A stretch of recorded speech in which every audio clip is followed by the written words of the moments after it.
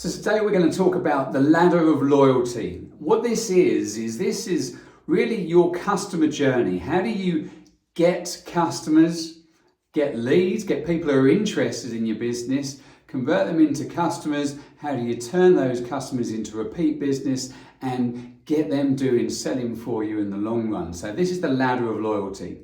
So let's kick off with, first of all, with marketing. If we're trying to get some customers, people say that we want leads. So let's go with that. Where do we get those leads from? First of all, we've got to understand who exactly is our target market. So who's your ideal customer?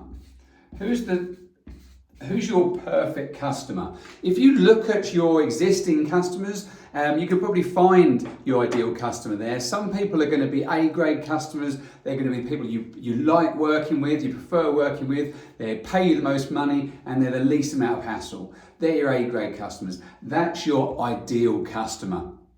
So when you find your ideal customer, what else do you know about your ideal customer? What are the similarities you find in those customers? Are they all in the same geographical location? Are they the same age? Are they the same size of business? What are all the different things the similarities that you can find about that ideal customer? Because the greater you know about that ideal customer, the easier they are to what the more details you know about them, the more you can understand just where they might be looking on social media, what media they might be consuming, and the easier it is to get in front of them.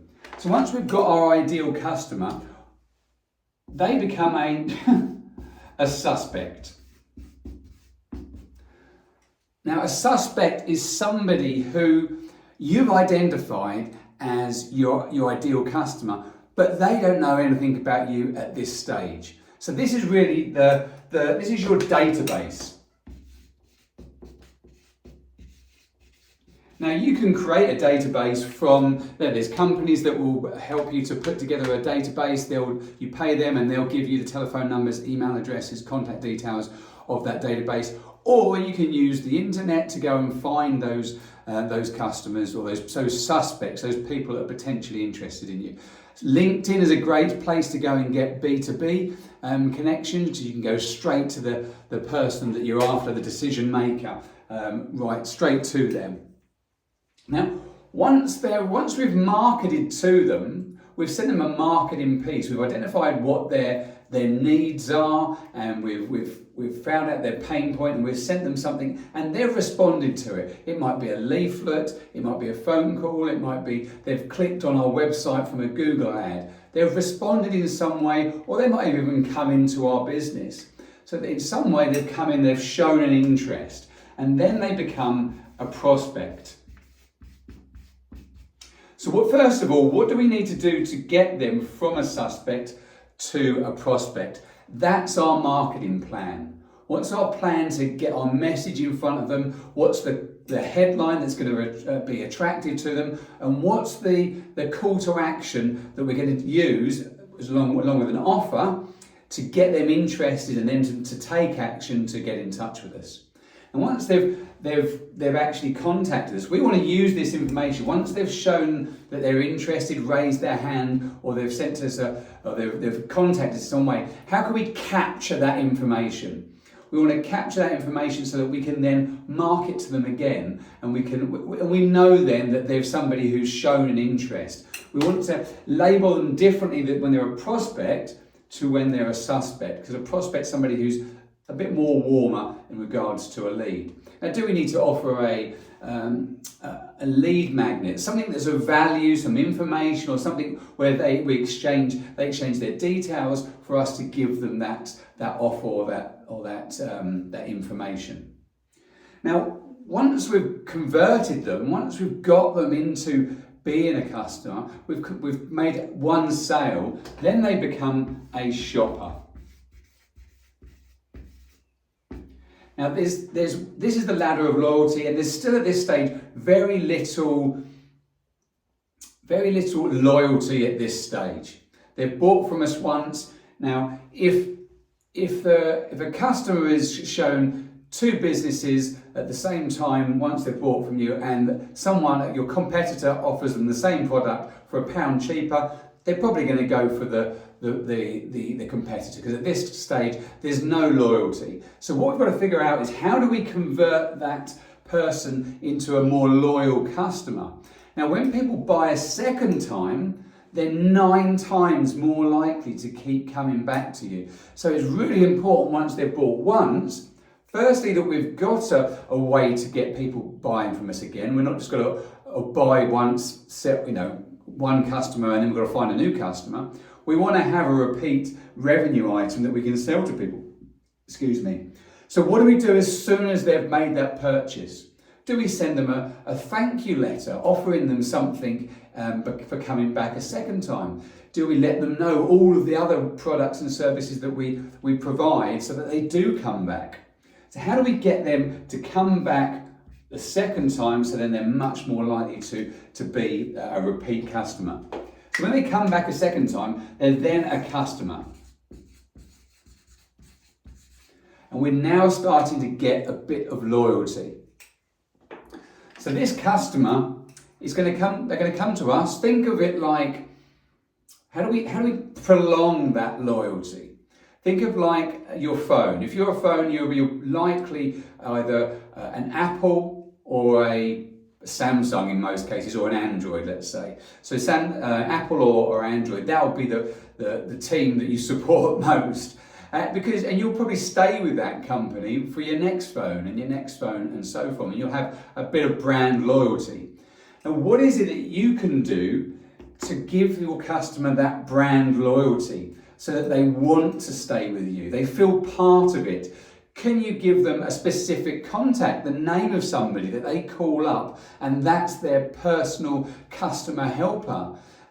Could you offer them special offers that only certain customers get? How do we help them to become a member of your business? A member who's welcome and wants to come back.